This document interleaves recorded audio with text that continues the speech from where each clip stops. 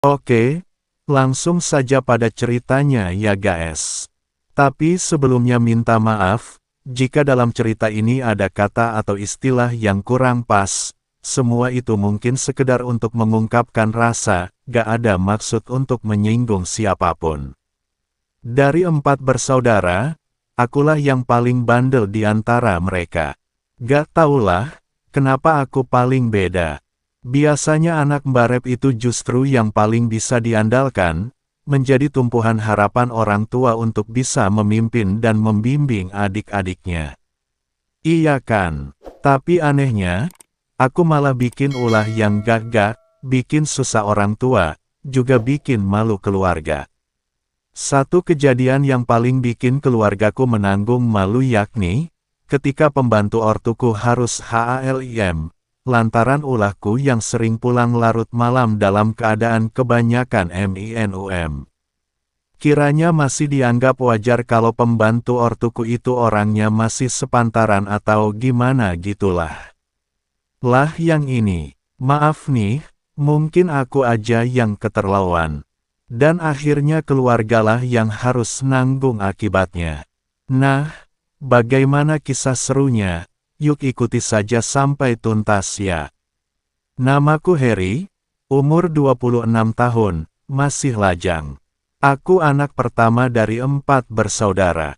Kerjaku belum jelas. Maksudku, kadang bantu ortu, kadang ikut orang, kadang bisnis ternak, kadang pula gajuli sopir travel. Padahal ortuku bukan kaleng-kaleng. Beliau pedagang cengkeh yang cukup mapan. Maksudku, sudah lumayan besar omsetnya. Buktinya, beliau bisa membiayai 2 adikku sampai jadi orang, maksudku jadi pegawai, yang kini berdinas di luar provinsi, dan adik ragilku yang kini masih kuliah kedokteran. Aku saja yang bermasalah. Sekolah SMA saja hampir gak lulus, lantaran ulahku juga yang sering bolos, bikin keseru di kelas, ganggu-ganggu cewek, bahkan bu guru juga pernah jadi sasaran. Oke, balik lagi ke cerita awal. Jadi, aku itu mah sudah biasa dikatain anak mursal. Dah, pokoknya semua nasihat dari siapapun gak pernah mempan masuk hatiku. Gak tahu juga sih kenapa aku sampai begini jadinya.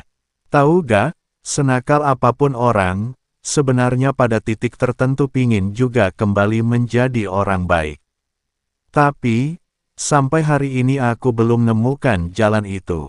Hatiku masih belum mau sadar, kalau aku harus mikir masa depan. Sekarang ma ortu masih ada. Masih bisa minta ini itu, istilahnya masih bisa nebeng gitu. Umur 26 tahun, harusnya sudah berkeluarga, punya istri dan anak, punya kerjaan yang tetap, seperti teman-temanku pada umumnya. Sedangkan aku, masih saja seperti ABG, suka keluyuran, dan bergaulnya sama teman-teman yang sealiran, bahkan aku dianggap sebagai ketuanya. Suatu malam, sehabis hura-hura bersama teman-teman, aku pulang dalam keadaan yang tidak stabil.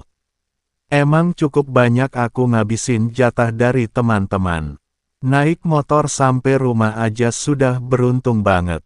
Begitu mau masuk rumah pintu sudah terkunci semua, jadi aku agak lama mondar-mandir di pelataran rumah. Sementara kondisiku makin parah saja. Setengah sadar aku ingat kalau di belakang dekat dapur ada KMR Big Yati. Aku bermaksud mau bangunin buat minta kunci dapur. Big Yati itu pembantu ortuku. Umurnya sekitar 35 tahun. Tapi belum berkeluarga. Sebab orangnya emang begitulah, maaf, kurang-kurang sedikit gitu. Terpaksa aku ketuk-ketuk pintunya, dan dengan keadaan yang belum 100, ia pun bangun dan membukanya. Aku langsung saja nerobos masuk, sebab kepalaku berat banget, dunia ini seperti muter-muter tanpa henti. Langsung saja aku tidur tanpa memperhatikan apa-apa lagi. Gak tahu pula bagaimana Big Yati, atau ada apa di sekelilingku. Pokok pulas banget tidurku. Jam 3 pagi tiba-tiba aku terjaga, terasa pingin pops, kemudian menuju kamar mandi belakang, yang dikhususkan untuk Big Yati. Aku merasakan keadaanku mulai mendingan. Kepala sudah agak enteng meski masih terasa muter-muter. Tapi aku sudah bisa melihat sekelilingku meski belum begitu jelas. Begitu kembali ke kamar, kulihat Big Yati ternyata tidur juga di tempat yang sama. Jabang baik, berarti aku tadi bersama Big Yati. Begitu kan aku mulai sedikit menyadari keadaanku. Gimana nih, pingin pindah, tapi mau pindah kemana? Pintu masih terkunci semua. Begitu kan pikirku. Dan akhirnya aku kembali rebahan saja di sebelah Big Yati. Tapi kali ini aku gak bisa langsung pejamkan mata, sebab ada yang bikin otakku beralih pikiran. Entah kenapa, aku jadi fokus. Merasa ada yang menarik-narikku seperti magnet di dekat serpihan besi, dan makin lama makin kenceng pula tarikannya. Aku teringat cerita ibuku, kalau Big Yati ini belum pernah berkeluarga, dan berarti ia masih ORI. Gitu kan? Entah bagaimana awalnya, yang jelas kini aku sudah bekerja keras membuka lahan baru, dan emang susah banget memulainya. Selain karena saking lamanya bro, maksudnya, lahan yang dibiarkan nganggur juga karena rumput ilalangnya cukup lebat. Tapi gak masalah sih, dengan usaha dan kerja kerasku, akhirnya bisa juga aku mengolahnya dengan selamat sentosa. Tahu kan kira-kira gimana reaksinya? Ya begitulah, dasar emang gak begitu stabil, tentu malah seneng dan senyum-senyum. Oh alah, ternyata enak juga bisa piknik ke puncak gunung ya, pemandangannya indah, banyak cowok-cowok ganteng, dan bisa karaoke segala. Kayak gitu kan katanya, kalau ngerti begini, kenapa baru sekarang ya? Gitu tambahnya lagi. Aku diam saja tapi batin, walau, ternyata ngerti juga ya. Hari-hari berikutnya aku masih sama dengan yang sebelumnya. Tambah sering keluar malam, ngumpul sama teman-teman, dan seperti biasa, bikin kepala muter-muter lagi. Kalau sudah begitu baru pulang, dan ngendangi sawahnya Big Yati lagi. Gak ngerti juga nih, kenapa ada rasa tuman, pinginnya bersihin irigasi biar pengairannya lancar. Anehnya lagi, Big Yati malah sering nunggu kepulanganku, pokok gak mau tidur sebelum aku pulang. Dan setelah tahu aku pulang reaksinya mesti bikin jengkel hati, tapi sulit aku hindari. Senyum-senyum sendiri bagai dapat rezeki. Tetapi nyatanya, aku bukan pergi, tetapi malah mazeksuk cemernya. Dan begitulah adanya, lagi dan lagi sampai menjelang pagi. Sampai 7 bulan lamanya, aku belum mau sadar. Mau sadar sih, tetapi tiap ingat sawah yang masih bro, ingin cepat-cepat nanemi. Anehnya, tak satupun orang yang tahu apa yang tengah terjadi.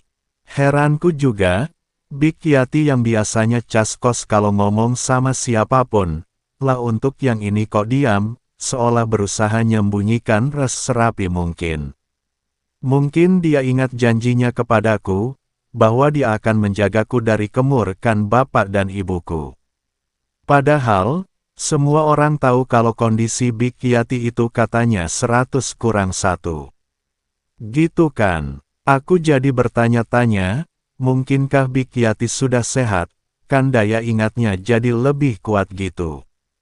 Syukurlah kalau gara-gara semua ini Big Yati bisa jadi lebih baik. Suatu pagi, ketika orang lagi sibuk beraktivitas, penghuni rumah dikagetkan oleh Big Yati yang belum keluar dari kamar. Aku yang mendengar kabar itu cuek aja. Ah, paling-paling cuma keletihan, sebab semalam ia cukup antusias, bahkan ia yang minta-minta nambah terus. Itu kata batinku. Tetapi setelah ibuku nengok ke kamarnya, emang Big Yati lagi enak badan. Panasnya cukup tinggi dan ada muntah-muntahnya. Ayo Ti, periksa ke bidan aja, takutnya ini tipes, biar cepat ditangani. Begitu yang aku dengar ucapan ibu. Ayo antar ibu ke bidan periksakan Yati, enti repot lo gak ada yang ngurus rumah.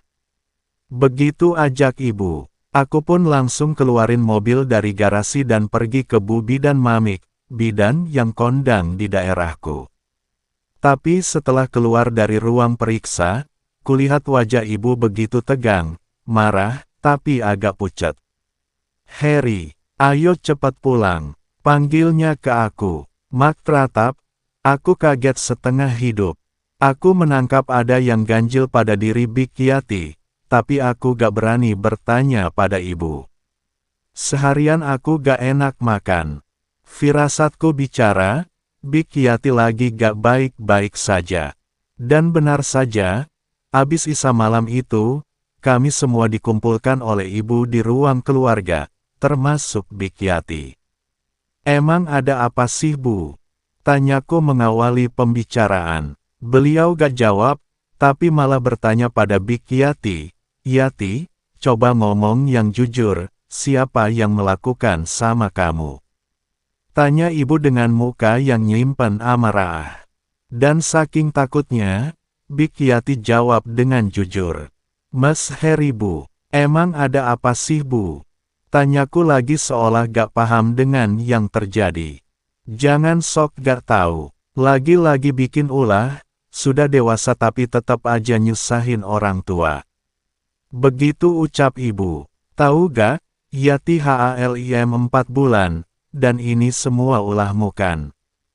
Tambahnya lagi, mau gak mau kamu harus tanggung jawab. Segera nikahi sebelum Yati melahirkan.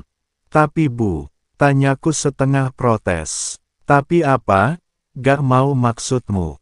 Kurang pas gitu. Suara ibu makin meninggi, dan aku gak berani menyanggah lagi. Tiap perbuatan itu ada resikonya, makanya kalau berani berbuat harus berani bertanggung jawab. Gitu jelas ibuku. Wes, aku gak wani bantah, cuma ngangguk-ngangguk aja. Meski aku ini terkenal nakal, tapi aku gak pernah bantah omongan ortu, apalagi omongan ibuku. Selang waktu seminggu, aku pun menikahi Big Yati, tapi gak dipesta-pestain, cuman ngundang tetangga kanan-kiri.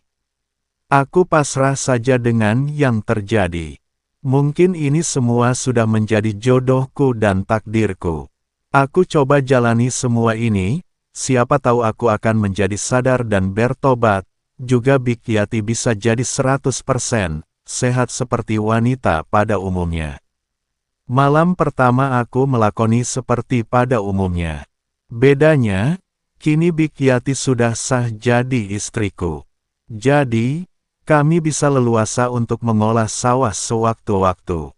Meski Melempratma sudah tak lagi melewati pintu yang sempit, tapi kami masih tetap sembanggat, bahkan tambah seru. Mungkin juga karena HALIM muda kali, auranya jadi beda banget segitu. Begitu teman-teman, doakan kami bisa menjalani rumah tangga dengan sebaik-baiknya, bisa membahagiakan istri-istriku meski banyak kekurangannya. Begitulah sekelumit kisah hidupku, semoga teman-teman bisa menyaring isinya. Bisa menjadi pelajaran hidup, buanglah yang tidak pantas, ambil sisi positifnya jika dirasa memang ada. Sekian dan terima kasih.